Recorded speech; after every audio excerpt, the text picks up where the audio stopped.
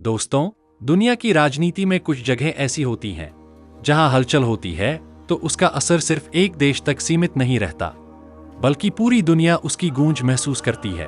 और आज हम बात कर रहे हैं एक ऐसे ही संवेदनशील और विस्फोटक मुद्दे की, जहां एक तरफ कूटनीति है और दूसरी तरफ युद्ध की आहट। कहानी शुरू होती है इस्लामाबाद से, जहां पर्दे के पीछे चल रही बातचीत को उम्मीद की एक किरण माना जा रहा था।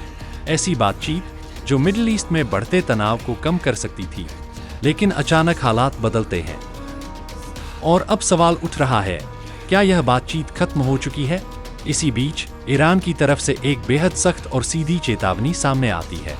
अगर किसी ने होर्मुज़ में 1 इंच भी आगे बढ़ने की कोशिश की तो उसे मिटा दिया जाएगा। यह सिर्फ एक बयान नहीं है, यह एक संदेश है, एक रणनीति है और शायद एक चेतावनी भी।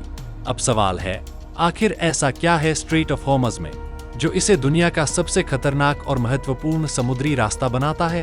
होर्मुज़ एक संकरा जलमार्ग, लेकिन इसकी अहमियत बेहद विशाल है।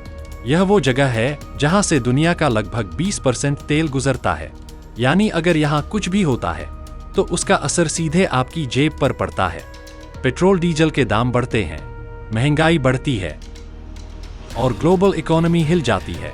ईरान इस इलाके को अपनी सुरक्षा का हिस्सा मानता है और इसलिए वह बार बार यह साफ करता है कि कोई भी बाहरी ताकत यहां अपनी मौजूदगी बढ़ाने की कोशिश करेगी तो उसे जवाब मिलेगा। अब जरा समझते हैं कि इस्लामाबाद में चल रही बातचीत इतनी अहम क्यों थी। इस्लामाबाद, जो हमेशा से एक महत्वपूर्ण कूटनीतिक केंद्र रहा है, यहाँ अक्सर ऐसी मीटिंग्स होती हैं जो खुलकर सामने नहीं आती। इन्हें बैक चैनल डिप्लोमेसी कहा जाता है, जहां बड़े फैसले चुपचाप लिए जाते हैं। इस बार भी उम्मीद थी कि यह बातचीत मिडिल ईस्ट में बढ़ते तनाव को कम करेगी, लेकिन जिस तरह से ईरान की चेतावनी आई है, उससे साफ लगता है कि बातचीत में कुछ ऐसा हुआ है जिसने हालात को और ज्यादा जटिल बना दिया है। अब बात करते हैं उस चेतावनी की।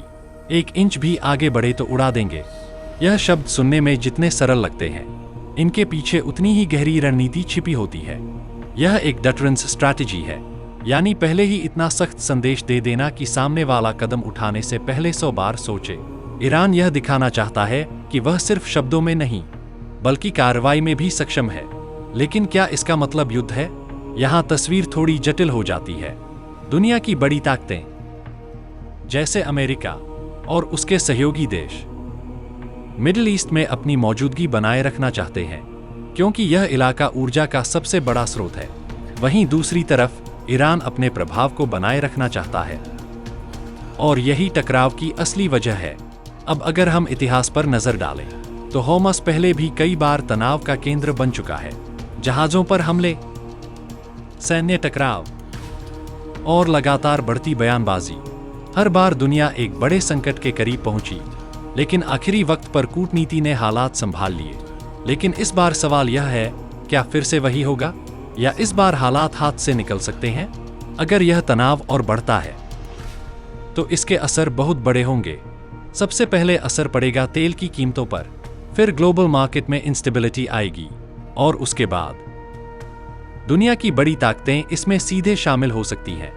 लेकिन अभी जो सबसे महत्वपूर्ण बात है वह यह है कि स्थिति एज पर है, यानी एक ऐसा मोड़ जहां से चीजें या तो सुधर सकती हैं या फिर बिगड़ सकती हैं। इस्लामाबाद की बातचीत अगर सच में खत्म हो जाती है तो इसका मतलब होगा कि कूटनीतिक रास्ता कमजोर पड़ रहा है, और अगर कूटनीति कमजोर पड़ती है तो सैन्य विकल्प मजबूत होने लगते हैं। लेकिन क्या कोई भी देश सच में युद्ध चाहता है?